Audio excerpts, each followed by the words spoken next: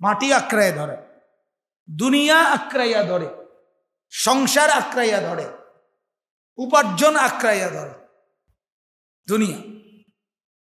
কিন্তু যদি দুনিয়ার জন্য বলেন যে ভাই আপনি যদি প্রথমত পার্শ্ববর্তী দেশে যাবেন, সেখান থেকে জঙ্গল পার হইয়া ইটালি ঢুকবেন, বা পানির জাহাজে কইরা অথবা মাছের ড্রামে ভিতরে ঢুকাইয়া আপনারে পাচার করা হবে ইটালি। কোন রকমে যদি ইটালির বর্ডারে গিয়ে পড়তেন পারেন, আর আপনারে ধরে কি অনেক টাকা কামাই করতে পারবেন। যাইবেননি, বলবে যাইবেননি মানে যাইবেননি কি আবার, কখন ফোন দিব সেটা না বলবেন, কত লাগবে 18 লাখ না 28 লাখ সেটা বলবেন। হ্যাঁ, দুনিয়া উপার্জনের জন্য যদি 7 সমুদ্র 13 নদী যেতে বলে রাজি রাজি। কত দুর্গম পথ, বিপদ সংকুল পথ, জান বাজি রাইখা কত মানুষ বিদেশ যায়, মানে চুরি করে গোপনে ভিন্ন পথে চায়। কোন রকমেরই যাইতে পারি, যদি যাইতে পারি তো টাকা আর টাকা, হালাল না হারাম তার কোনো বাজ বিচার নেই। আমার এই কর্ম বৈধ না অবৈধ তার কোনো বাজ বিচার। মুসলমানের সন্তান হোটেলে বারে উলঙ্গ নারী পুরুষ জিনা ব্যভিচার করছে, আর মুসলিম ছেলে মদের বোতল হাতে দাঁড়িয়ে তাদেরকে বারবার যতবার প্রয়োজন ততবার গ্লাসে ঢেলে দিচ্ছে। এটা চাকরি, এটার দ্বারা লাখ লাখ টাকা ইনকাম, এটার দ্বারাই বাড়ি, এই টাকা দিয়েই টাইলস, এই টাকা দিয়েই শহরে জায়গা, এই টাকা দিয়েই বাবার মুখে হাসি, মায়ের মুখে হাসি, বিবির মুখে হাসি, ছেলে মেয়ের মুখে হাসি। সবাইকে বলছে এখন হাসা নাও, কারণ আখেরাতে যে সবাই কাঁদতে হবে। এই জন্য বাপেরে কইছে আব্বা আপেল মালটা খাইয়া যা পারেন এখনই আসিয়াল। বিবিরে বলছে যে দূর পারো বাজারে বাজারে এখনই ঘুরে এলাম, আখেরাতে যে কাঁদতে হবে, পরকালে যে কাঁদতে হবে। প্রিয় নবী সাল্লাল্লাহু আলাইহি ওয়াসাল্লামের জিন্দেগীর বিভিন্ন দিক সম্পর্কে আলোচনার উপলক্ষে কোরআনুল কারীমের বিভিন্ন অংশ থেকে সামান্য কিছু কিছু তর্জমা আপনাদেরকে শুনাইতে চাচ্ছিলাম। ইতিপূর্বেও সামান্য কিছু বর্ণনা হয়েছে। আমরা আগেই বলছি আমাদের প্রিয় নবী সাল্লাল্লাহু আলাইহি ওয়াসাল্লামের জিন্দেগীর আলোচনা কারো পক্ষেই বর্ণনা করে শেষ করা সম্ভব। এটা এক বিস্তীর্ণ অনেক বিশাল জীবন। আগামী কিয়ামত পর্যন্ত সারা বিশ্ব মানবতার জন্য আল্লাহ তাআলার পক্ষ থেকে একমাত্র আদর্শ, একমাত্র নমুনা। কাজেই তার জিন্দেগী, তার আলোচনা অনেক বড়, অনেক বিশাল। শুধু বলতে থাকা, বললে বরকত।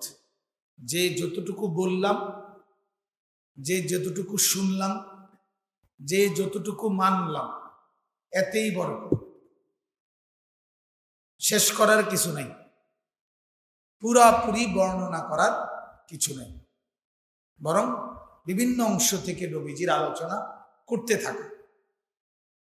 এই যে সারা বছর ওলামায়ে কেরাম লক্ষ লক্ষ আলেমরা যাই বয়ান করে, প্রত্যেক জুমার বয়ান এবং বিভিন্ন ওয়াজ মাহফিলের বয়ান, কোনো বয়ান হতে পারে না নবীজির আলোচনা ছাড়া। নবী সাল্লাল্লাহু আলাইহি ওয়াসাল্লামের কোন হাদিস অথবা নবীজির কোনো ব্যাখ্যা না বলে কারো কোনো ওয়াজ করা সম্ভব? কেমনে করবে? কিভাবে বলবে? এজন্য আজকে ১৫০০ বছর ধরে আল্লাহ নবী সাল্লাল্লাহু আলাইহি ওয়াসাল্লামের আলোচনা হচ্ছে প্রতিদিন, প্রতিদিন হইতেছে। এত আলোচনার পরেও কারো বিরক্ত নাই এবং কারো মধ্যে কোনো সমাপ্তি নেই। কোনো আলেম, মুহাদ্দিস, মুফাসসির, উলামা, আউলিয়া, বুজুর্গ এমন নাই যে আমি আজকে ৩০ বছর নবীজির আলোচনা করছি, এখন আর বলার মতো কিছু আমার কাছে নাই ওনার সম্পর্কে। এমন নাই, এমন হতেই পারে, এমন কোন সিস্টেমের নবীজির হাদিসগুলো, নবীজির জিন্দেগি প্রতিদিন আমাদের জন্য আলোচিত। প্রত্যেক দিন বললেও শেষ হবে, কারণ আমাদের জীবন চলার প্রত্যেকটা বিষয় আল্লাহ নবী সাল্লাল্লাহু আলাইহি ওয়াসাল্লামের সুন্নাতের অনুসরণ। আমরা মানি না, সেটা হলো আমাদের কমতি। যে যতটুকু ত্যাগ করি নবীকে, তো এটা চিরেই আমরা টের পাব। এই রূহ যখন চলে যাবে তখন আমরা প্রত্যেকেই উপলব্ধি করব তিনি আসলেই কেমন আপন ছিলেন, নবী সাল্লাল্লাহু আলাইহি ওয়াসাল্লামের দরকার ছিল কেমন। আমরা এখন বুঝতেছি না, মাটির উপরে। কেন বুঝি না? আল্লাহ তাআলা আমাদেরকে সুযোগ দিয়ে রাখছে। যত রকমের নাফরমানি করো বান্দা, আমি জমিনে তোমাকে খানা, খাদ্য, আহার, নিদ্রা, দুনিয়ার এই সুযোগ সুবিধা ভোগ করা, এগুলো আমি দেব, আল্লাহর ওয়াদা। আমার সম্পূর্ণ মূল হিসাব, ফায়সালা আখিরাতে। তখন আমি আল্লাহ তাআলা প্রত্যেকটা নাফরমানির হিসাব নেব এবং নাফরমানির শাস্তি দেব। এখন ছেড়ে দিছি। আল্লাহ তাআলা কোরআন কারীমের মধ্যে বলছেন, যারহুম ইয়াকুলু ওয়া ইয়াতামাত্তা, নাফরমানদেরকে ছেড়ে দাও। ইয়াকুলু, তারা খাইতে থাকুক। ওয়া ইয়াতামাত্তাউ, দুনিয়া উপভোগ করতে থাকুক।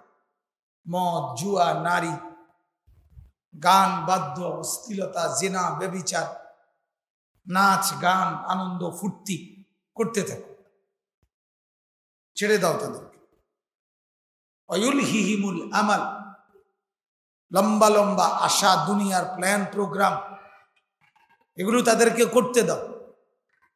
ফাসাউফা ইয়ালামুন, অচিরেই তারা জানতে পারবে করেছিল কি, করা দরকার ছিল কি। এজন্য আল্লাহ তাআলা আমাদেরকে দুনিয়ায় ছাড় দিয়ে রাখছে।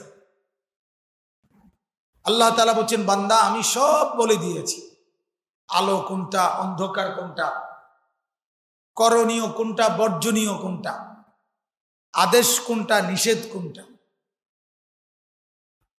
সব আমি স্পষ্ট বলে দিয়েছি, একদম পরিষ্কার। এরপরে তোমাকে ইখতিয়ার দিলাম, স্বাধীনতা দিলাম, করো নয়তো ছাড়ো, বাকি চিরেই তুমি আমার কাছে ফেরত আসবে। এবং আমি আল্লাহ তাআলা তোমাকে নিজে তোমার এই হায়াতের প্রতি ইঞ্চি, প্রতি জাররা, প্রতি নিঃশ্বাস হিসাব আমি দেব। ফায়ুনাব্বিউকুম বিমা কুনতুম তা'মালুন, হিসাব দেব। আল্লাহ তাআলা বলেন, ওয়ালা তাহসাবান্নাল্লাহা গাফিলা,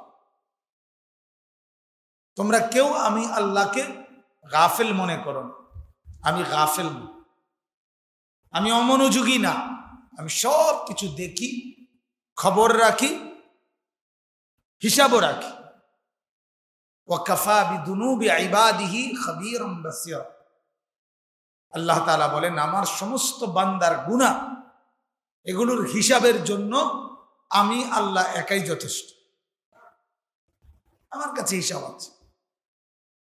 আমি বললাম দুনিয়ার ব্যবসা বেচা কিনা, দুনিয়ার ঘর পরিবার লেনদেন উপার্জন, এগুলোকে ফেলে আমার দিন মানার জন্য বেরিয়ে পড়ো। দোকানে বসে আছো, আজান হইছে, দোকান থেকে বের হও, চাকরি থেকে বের হও, ঘর থেকে বের হও। আল্লাহ তাআলা বলেন, এটা আমি তোমাদেরকে বলছি, আমার ইবাদত এবং বন্দেগীর জন্য বের হও। এক।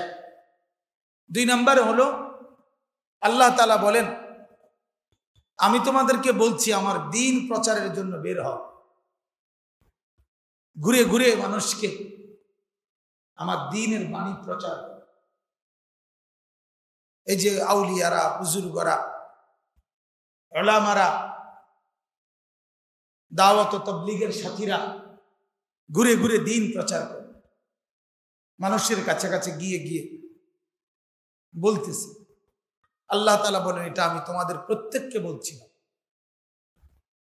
এরপরে আল্লাহর রাস্তায় যদি যুদ্ধ করতে হয়, জিহাদ করতে হয়, জান বাজি রাখতে হয়, তো সেজন্য বের হও। ইবাদতের জন্য বের হও, আমার দ্বীন প্রচারের জন্য, কালেমা প্রচারের জন্য বের হও, আমার দ্বীন রক্ষার জন্য বের হও। আল্লাহ তাআলা বলেন, এই আয়াত আজকে যেটা আমি পড়ছি কোরআনুল কারীমের 10 নম্বর পারা, 9 নম্বর সূরা, সূরা তাওবা, এই সূরার 38 নম্বর আয়াত থেকে আমি পড়ছি। 3টা আয়াতের তরজমা আপনাদের কাছে এখন বলব। আল্লাহ তাআলা কি বলেন শুনেন। আল্লাহ তাআলা বলেন, ইয়া আইয়ুহাল্লাযীনা আমানু, হে ঈমানদারগণ। এটা আল্লাহ তাআলার আদেশ, ডাক। পৃথিবীর সমস্ত মুমিনদেরকে, কালেমাওয়ালা যারা ঈমানওয়ালা, আল্লাহ তাআলা তাদেরকে ডাক দিচ্ছেন, হে ঈমানদাররা। কোরআনুল কারীমের মোট 89 বার, 8, 9, 89 বার এই কথাটা আছে, ইয়া আইয়ুহাল্লাযীনা আমানু, হে ঈমানদারগণ, হে ঈমানদারগণ, হে ঈমানদার। এভাবে আল্লাহ তাআলা ডাক দিয়েছেন আমাদেরকে। মুহাদ্দিসিন বলেন, মুফাসসিরিনে কেরাম বলেন, যার ভিতরে ঈমান আছে, যে কালেমা স্বীকার করে, তার উচিত এই শব্দটা শুনবার সাথে সাথে কান খাড়া করা,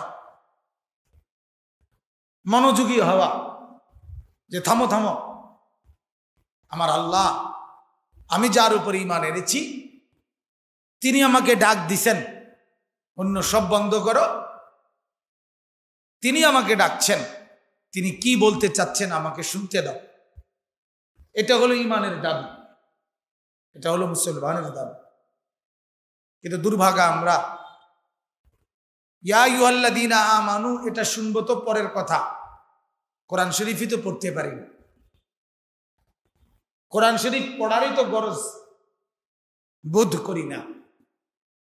বছরের পর বছর একজন মুসলমান হওয়ার পরেও আল্লাহর কোরআন পড়তে পারে না। এই কারণে কোনো লজ্জাও লাগে না, শরমও লাগে না, অনুভূতিও জাগে, বিবেকেও বাঁধে। এটা যে একটা সমস্যা, এটাও মনে করে, কিছুই মনে করে, কিছুই মনে। এরপরে প্রতিনিয়ত মসজিদে আজান হয়, আল্লাহ তাআলার ডাক। হাজারো লাখো মুসলমান এই আজানটুকু যে কখন হইল, কি জন্য আজান দিল, তার কোনো পাত্তাও রাখে না। জোহরের আজান, আসরের আজান, মাগরিবের আজান, ইশার আজান, ফজরের আজান হইতেছে, খবরও নাই কেন আজান দিল।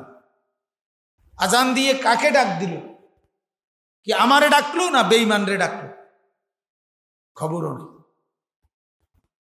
বেঈমান যেমন আজানের ডাকে কোনো প্রভাব ফেলে না, আমাদেরও আরামসে ব্যবসা করতেছে, আরামসে দোকানে বসে আছে, আরামসে চাকরিতে বসে আছে, আরামসে ঘরে আড্ডা দিতেছে, আরামসে টেলিভিশন দেখতেছে।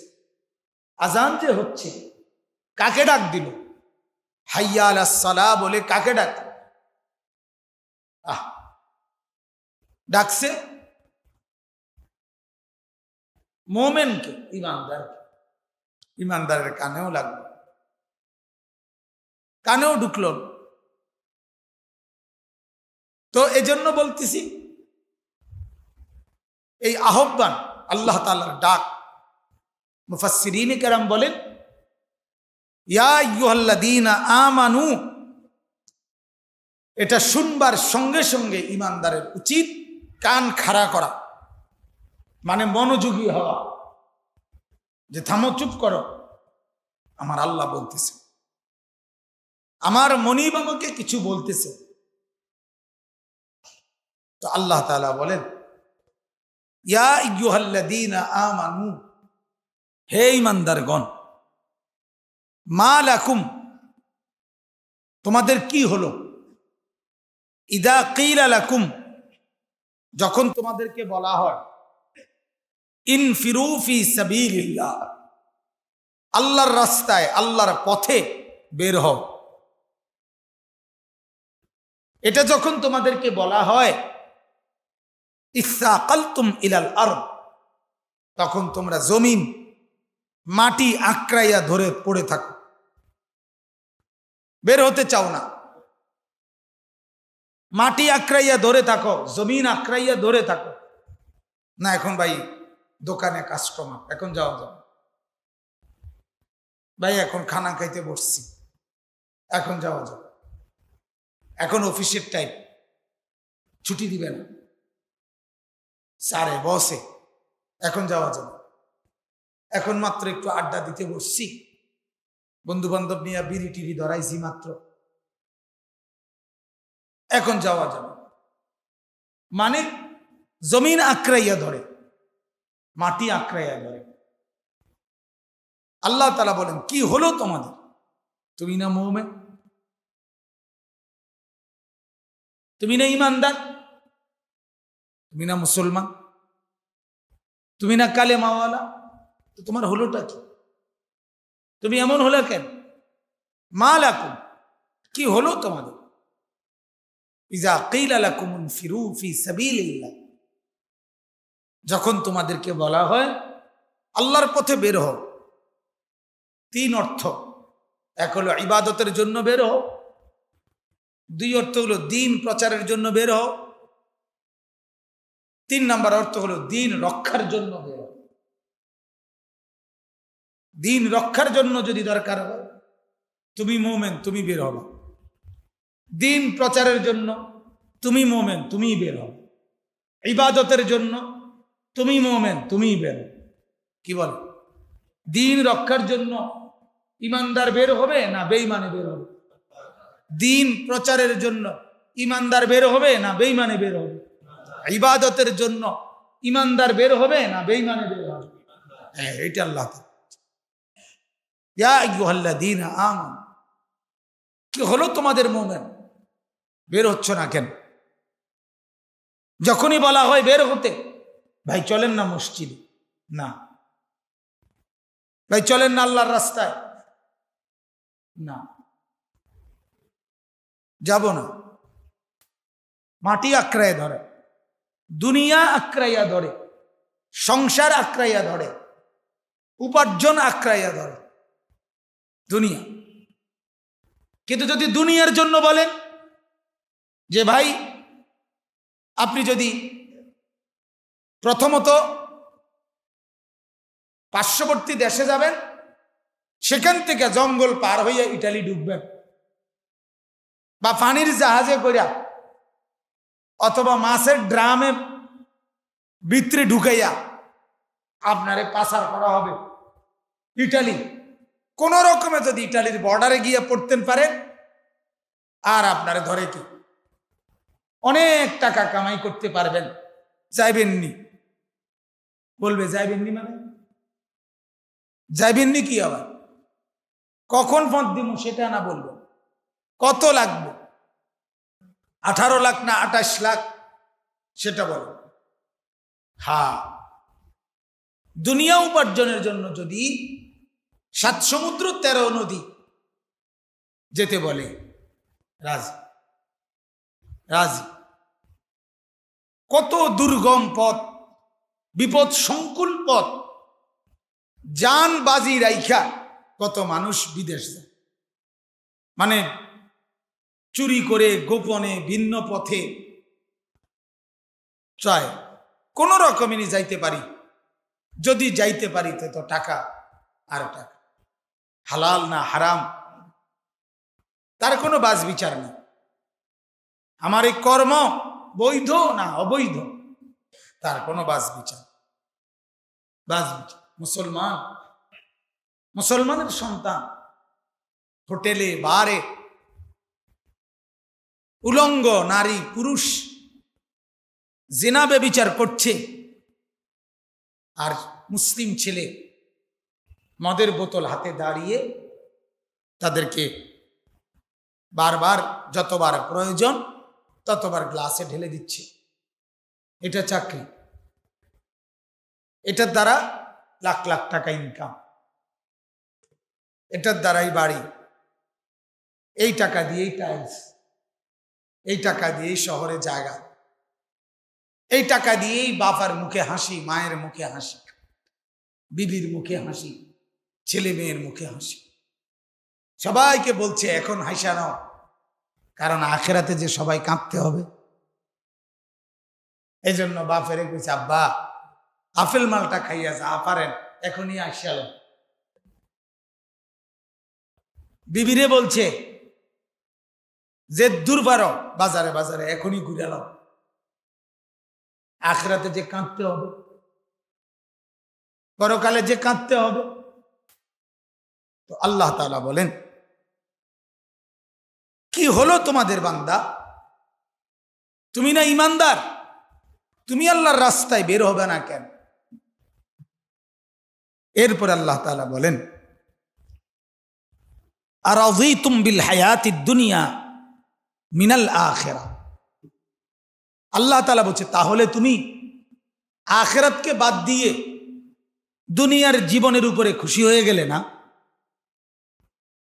কি চমৎকার কথা দেখেন। তাহলে কি তুমি আখিরাতকে বাদ দিয়ে এই দুনিয়ার জীবনের উপরেই রাজি হয়ে গেলে? আর রাদিতুম, খুশি হয়ে গেলে তুমি? লাগবে না আখিরাত তাইলে? তাহলে কালেমা পড়লা কেন? নিজেকে মুসলমান বলছো কেন? আল্লাহ তোমার আখিরাতকে যদি নাই লাগে তো নিজেকে কালেমাওয়ালা মুসলমান বলার কি দরকার? পুরা বেঈমান হয়ে যাও, পুরা হয়ে যাও। এজন্য আল্লাহ তাআলা বলেন, আরাযীতুম বিল হায়াতিদ দুনিয়া মিনাল আখিরা। তাহলে কি আখিরাতকে বাদ দিয়ে দুনিয়ার জীবনের উপরে খুশি হয়ে গেলে, রাজি হয়ে গেলা? হায় মুসলমান। আল্লাহ তাআলা এবার বলেন, ফামা মাতাউল হায়াতিদ দুনিয়া ফিল আখিরাতি ইল্লা কালিল। আল্লাহ তাআলা বলে, শোনো, ঠিক করলা না, ভুল করেছে। তাম দুনিয়ার সবটা আখিরাতের তুলনায় একদমই সামান্য, কালিল। আল্লাহ তাআলা বলেন, আমি বানাইছি, আমি জানি। দুনিয়ার মধ্যে যা বানাইছি এটা আমি বানাইছি, আখিরাতের জন্য যা রেডি রাখছি সেগুলো আমিই বানাইছি। জান্নাতের নাজ ও নিয়ামত আমারই বানানো, দুনিয়ার সমস্ত কিছু আমারই বানান, কাজে আমি জানি কোনটার মধ্যে কদ্দুর দিছি, এটা আল্লাহ জানে না? কথা বলেন না কেন? আল্লাহ তাআলা বলেন আমি জানি। তো তুমি আমার কথা বুঝতেছো না কেন বান্দা? কি বোকা আমরা! আমি বা কেমন বোকা, আপনি কেমন বোকা! শুধু কেবল আমি তো প্রায় বলি এই ঘুরে গেরা, আমি প্রায় দিন আমার বিবি বাসায় প্রায় দিন এটা নিয়ে তর্ক, যে আমি বলি যে কি আনতাম তরকারি, বাজারের থেকে, কিতা আনবে রে, ঘুরে গেরা তো এই দিয়ে ঘুরে গেলে তরকারি তো এই তরকারি, ফুলকপি, পাতাকপি, লতসিম, ভেন্ডি মানে ঢেঁড়স, করলা, দুন্দুল, কইডা, লতি, সরা, সারা বছর তো এগুলোই তরকারি। আর কি ফার্মের মুরগা, কক মুরগা, গরুর গোশত, এই তো কয়েক আইটেমের মাছ, ফাঙ্গাস, তেলাপিয়া, শিং মাছ, রুই মাছ, কাতলা মাছ, এই বাপ দাদা সদ্য গোষ্ঠীও খাইছে এডিয়ে, আমরাও খাইতে আছি এডি। এই তো এই অল্প কদ্দুর, এইটুকুর জন্য মাত্র কি হাজার কোটি টাকা উপার্জন করার পর এর চাইতে উন্নত কিছু তো বাজারে নাই। আপনি কিতা খাবেন না? কথা বলেন না। আপনি 1 কোটি টাকা নিয়ে বাজারে গেছেন, তো বাজারে তরকারি তো এগুলোই, আইটেম তো এগুলোই, আর বেশি আপনি কি দুনিয়া ভোগ করবেন? এই এতটুকুর জন্য আখিরাত ছেড়ে দিলেন এই ফার্মের মুরগার লোভে, এই ফাঙ্গাস মাছে আপনারে আখিরাত বুলাই দিল। আহা, কামটা কি থাকবে? সামান্য এই 1.5 বুড়া তেলাপিয়া মাছে আপনারে আখিরাত বলে, আপনার বেশি টাকা হইলে কি খাইবেন? তেলাপিয়া।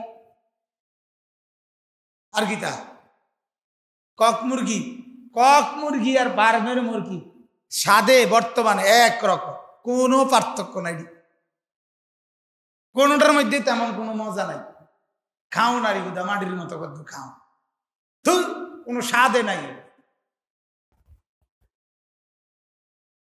তাইলে আরো দুনিয়া উপার্জন করিলেও ভাইয়া দুনিয়া বেশি কিছু ভোগ করার নাই, সামান্য সামান্য একদম অল্প সীমিত সীমিত। ফামা মাতাউল হায়াতিদ দুনিয়া ফিল আখিরাতি ইল্লা কলিল।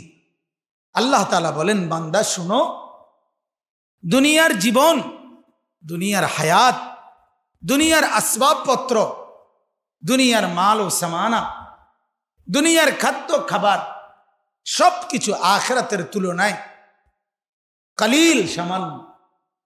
আমরা হাদিসে পড়ছি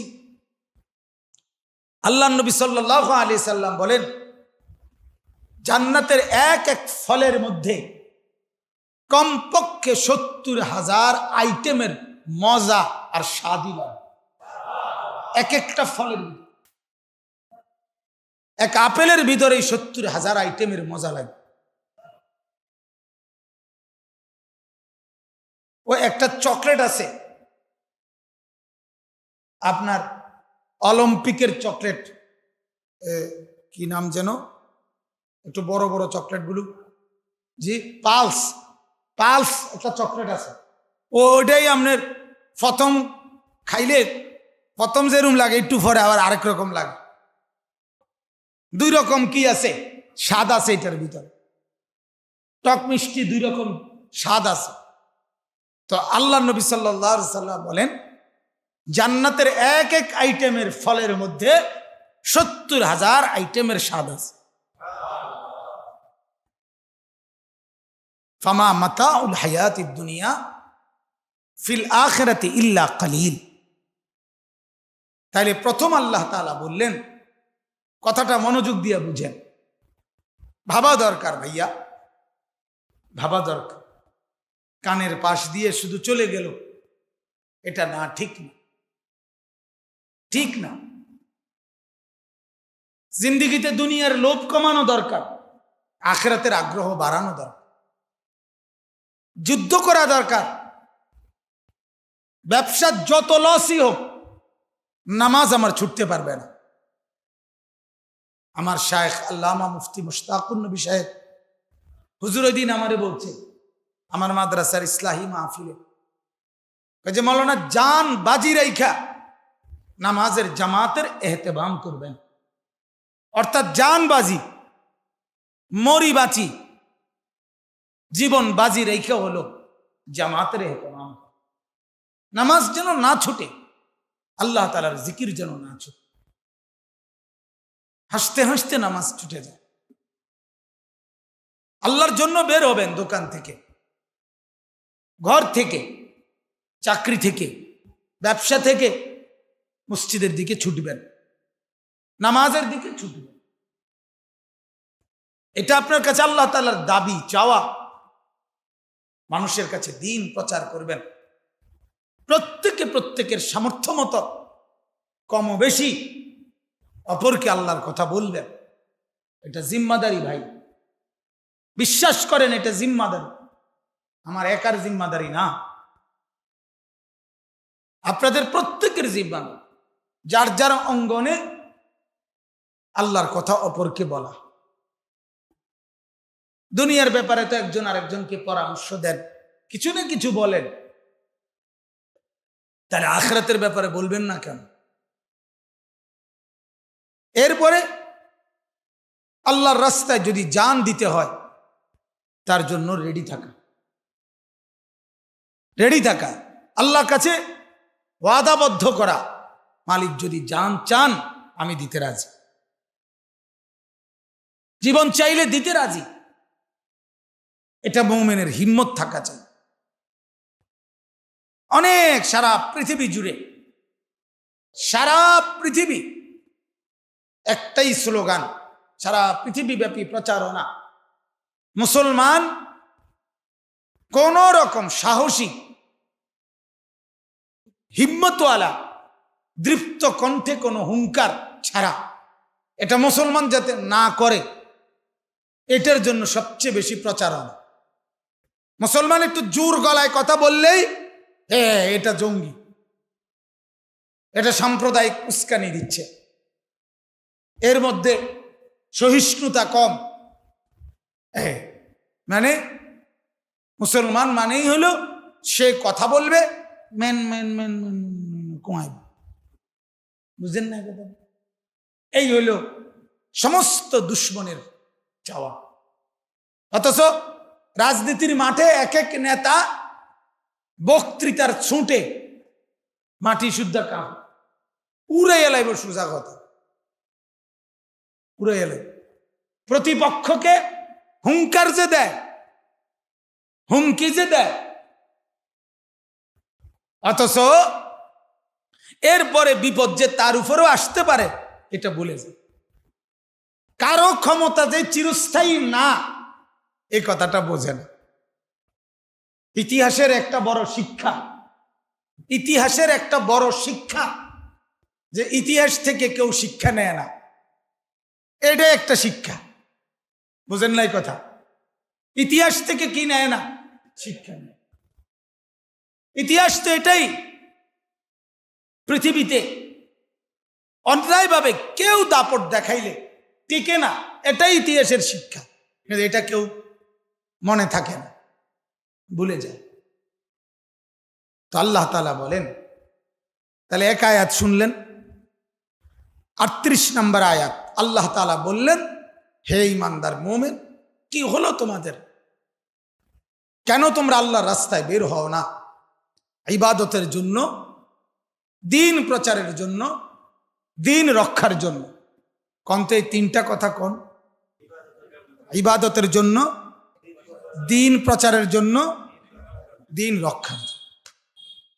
এরপরে আল্লাহ তাআলা বলেন, ইল্লা তানফিরুহু, এবার ধমক দিতেছে, কঠিন ধমক আল্লাহ দিচ্ছে। ইল্লা তানফিরুহু, শুনে নাও, যদি আমার রাস্তায় বের না হও, দ্বীনের জন্য বের না হও, ওয়াজিবকুম আযাবান আলীমা, তাহলে আমি আল্লাহ তোমাদেরকে বড় মর্মান্তিক পীড়াদায়ক শাস্তি দান করব। ওয়াস্তাবদিল কওমান গায়রাকুম, তোমাদেরকে সরিয়ে নতুন জাতিকে আনয়ন করব, তোমাকে শেষ করে দিব। ইতিপূর্বে বহু অবাধ্য জাতিকে আমি আল্লাহ তাআলা দুনিয়া থেকে বিদায় করে দিছি, ধ্বংস করে দিছি, কেউ কিছুই বলতে পারে নাই। ফেরাউনকে কেন ধ্বংস করছে আল্লাহ তাআলা? কারো কিছু বলার আছে? নমরুদকে যে আল্লাহ তাআলা ধ্বংস করছে, একটা ফেনও দিলেন না। এতে কারো কি কিছু বলার আছে? বলার নাই। কারো বলার, আল্লাহর সামনে কারো বলার। আল্লাহ তাআলা বলেন আমি ধ্বংস করে দেব।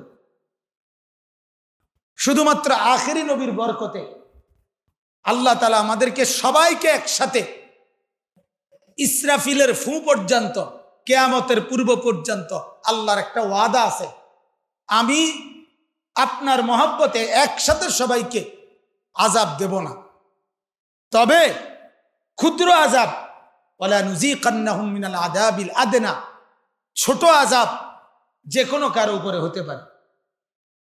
এজন্য আল্লাহ তাআলা বলেন ইল্লা তানফিরুহু ইউআযিবকুম আযাবান আলীমা ওয়া ইস্তাবদিল কওমান গায়রাকুম, যদি তোমরা আল্লাহর রাস্তায় বের না হও, ইবাদতের জন্য বাইর হলে না, দ্বীন প্রচারের জন্য বের হলে না, দ্বীন রক্ষার জন্য বের হইলে না, তো মনে রাখো আমি কঠিন শাস্তি দেব। আর তোমাদেরকে বদলে ভিন্ন জাতি, ভিন্ন কওম, ভিন্ন পরিবার, ভিন্ন মানুষকে নিয়ে আসবো। বহু গোত্র, বহু বাড়ি, বহু পরিবার একসময় নাম করা ছিল, বড় জমিদার, বড় শহীদার, বড় মাতব্বর, হ্যাঁ একেবারে চৌধুরী, মীর, খান, বহু এরকম এই জমিনে ছিল, যাদের এখন আর বংশের নাম গন্ধ পাত্তাও না, পাত্তা। আমার একবার এক জায়গায় দেখাইছে মুরাদনগর, বিশাল এরিয়া, মেহগনি গাছ লাগানো, এখন পুরাটা বাড়ির মধ্যে, সীমানার মধ্যে একটা ঘর নাই, একটা ঘর নাই। বলছে এখন কুকুর ঘুমায়। বলছে হুজুর এদের দাপটে কোনো মানুষ রাস্তা দিয়েও হেঁটে যেতে পারত না। আজ সেই দাপটওয়ালা পরিবার নাই, পাত্তাও নাই। হ্যাঁ, আল্লাহ তাআলা বলেন ওয়াস্তাবদিল কওমান গায়রাকুম, জুলুম, নাফরমানি আমি আল্লাহ তাআলা চিরস্থায়ী হতে দেই।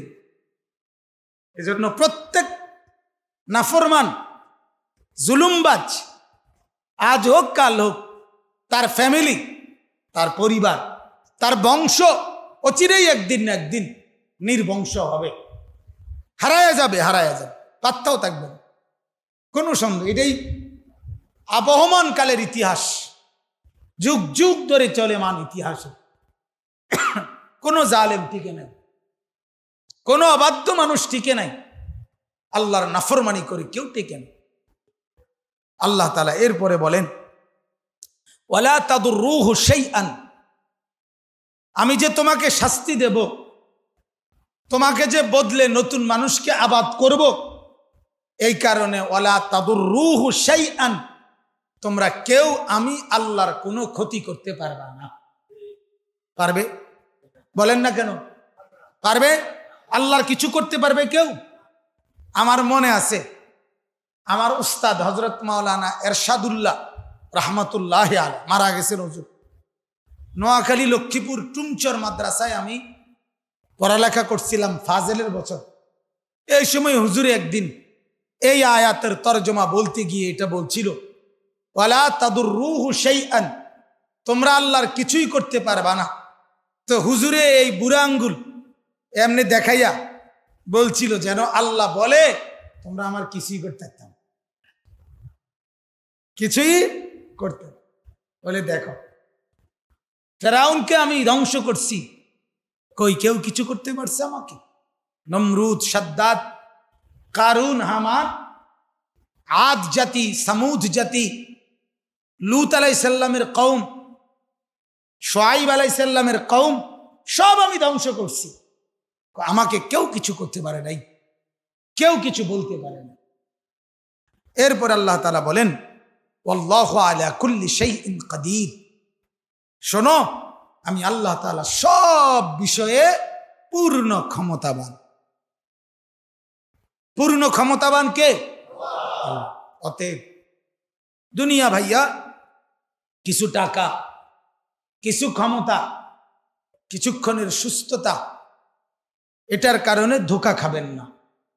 ধোঁকা খাবেন হঠাৎ হঠাৎ।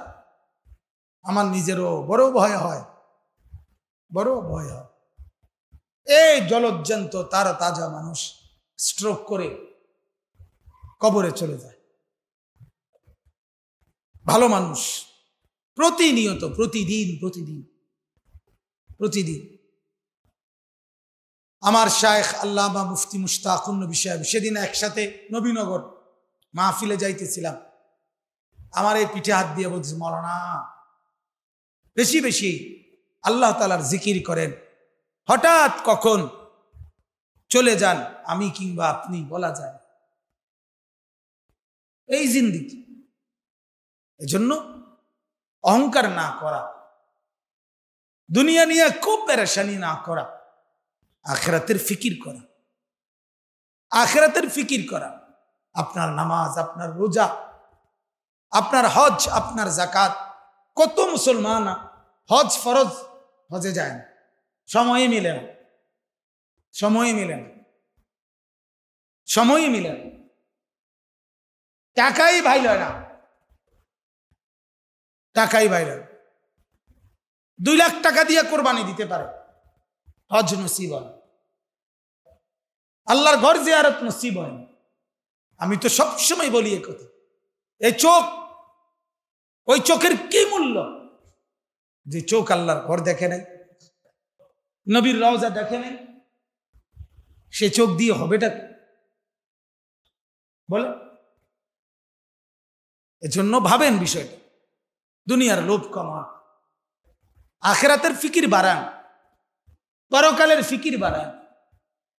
আমিও বাড়াই, আপনিও বাড়ান, আপনিও বাড়ান।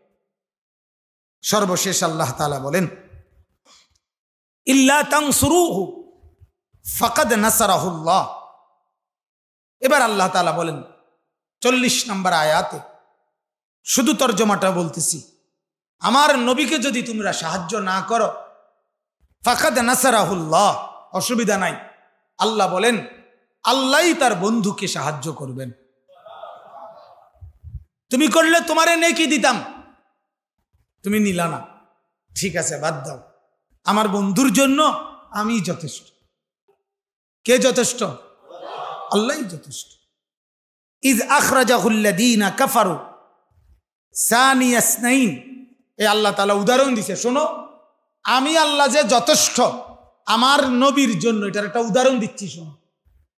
আল্লাহ উদাহরণ দিতেছে, কয় যে ইজ আখরাজাহুল্লাযীনা কাফারু, মক্কার কাফের আর বেঈমানরা যখন ষড়যন্ত্র করতে করতে, জুলুম করতে করতে আমার নবীকে মক্কা থেকে বের করে দিল, বের হইতে বাধ্য করলো, হিজরত করতে বাধ্য করলো মদিনার দিকে, তখন জাননি আমার বন্ধুর সাথে সাহায্যকারী কেউ ছিল না, আমি একাই ছিলাম।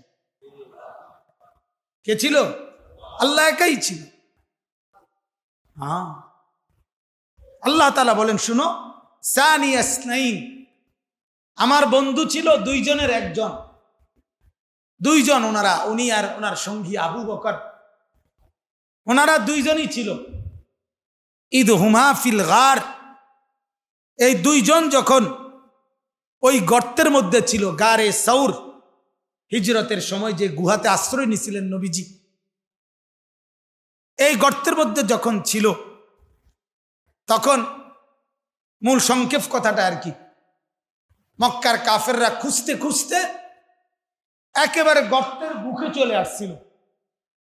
গর্তের সামনে এভাবে দাঁড়াইছে আইসা, এখন চতুর্দিকে তো তাকাইতেছে, শুধু মাথাটা নিচের দিকে নামাইলে বরাবর দেখা যাবে, নবীকেও দেখবে, আবু বকরকেও দেখা যাবে। এই সময়ে হযরত আবু বকর সিদ্দিক রাদিয়াল্লাহু তাআলা আনহু বলছিলেন, ইয়া রাসূলুল্লাহ, তারা তো আমাদেরকে দেখে ফেলবে, এখন মাথাটা নামাইলেই তো আমাদেরকে দেখা যাবে, এখন আমরা কি করব? আল্লাহর নবী বলেন, ইয ইয়াকুলু লিসাহিবিহি, আল্লাহ তাআলা বলেন, শোনো, আমার বন্ধু তখন তার সাথীকে আবু বকরকে বলল, লা তাহজান, কোনো চিন্তা করো না, ইন্নাল্লাহা মাআনা, নিশ্চয়ই আসমানওয়ালা আল্লাহ আমাদের সাথেই আছে। আমরা দুইজন না, তিন। কয়জন? তিন। আমাদের সাথে আল্লাহ আছে, আর আমাদের ওই একজনই আল্লাহ তাম পৃথিবীর মোকাবেলা যথেষ্ট। তো আল্লাহ তাআলা বলেন, ফাআনজালাল্লাহু সাকিনাতাহু আলাইহি, আমি আল্লাহ তাআলা আমার বন্ধুর অন্তরের মধ্যে শান্তি, প্রশান্তি, নিশ্চিন্ততা আমি নাজিল করছি। মানে নবী একদম স্থির, কোনো টেনশন নেই। দুশ্মন মাথার উপরে, নবীজি তাসবিহ পড়তেছে, আল্লাহ তাআলার জিকির করছে, কোনো টেনশন নাই।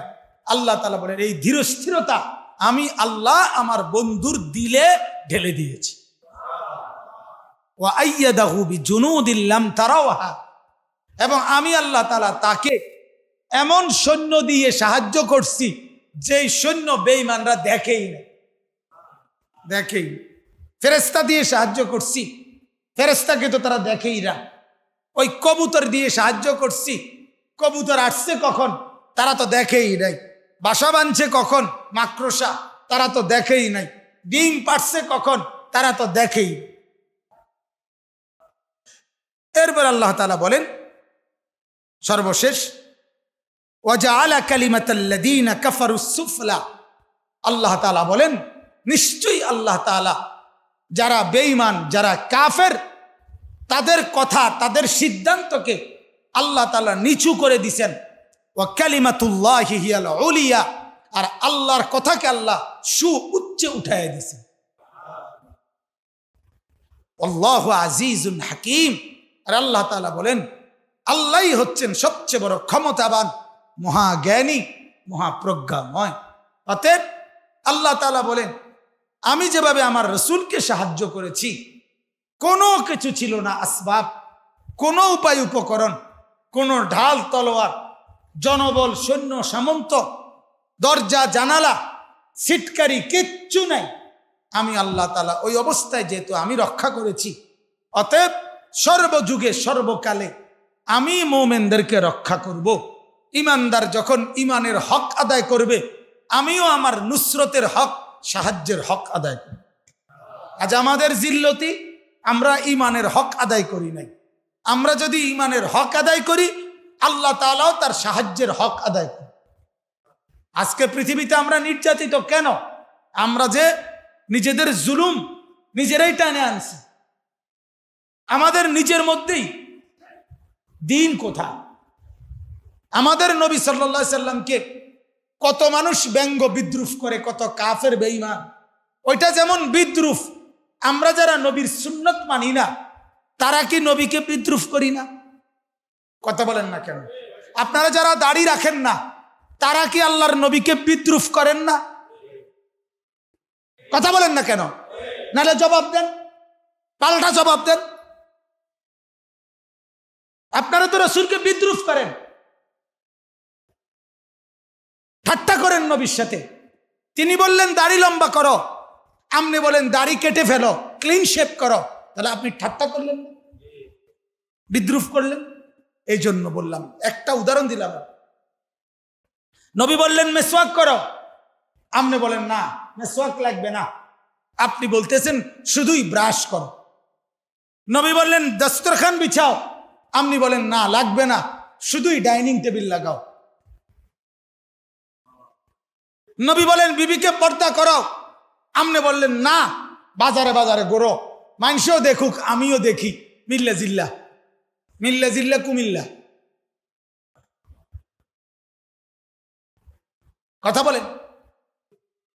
তো আমরা তো প্রতিনিয়ত আল্লাহকে বিদ্রুপ করি, নবীকে বিদ্রুপ করি, এজন্য আমাদের দুরবস্থা। আমরা যদি ঈমানের হক আদায় করি, আল্লাহ তাআলাও তার নুসরতের হক আদায় করি। এটাই আমার শেষ কথা। আমরা যদি কিসের হক আদায় করি? ঈমানের হক। আমরা কিসের হক আদায় করি? তো আল্লাহ তাআলা কিসের হক আদায় করবেন? নুসরত, সাহায্যের হক আদায়। মনে কষ্ট নিয়েন না, আবেগে বলছি, লজ্জা দেওয়ার জন্য বলি নাই। আল্লাহ তাআলা আমাকেও মাফ করেন, আমাদের সবাইকে মাফ করেন, ঈমান আমলের দৌলত দান করেন। আমিন।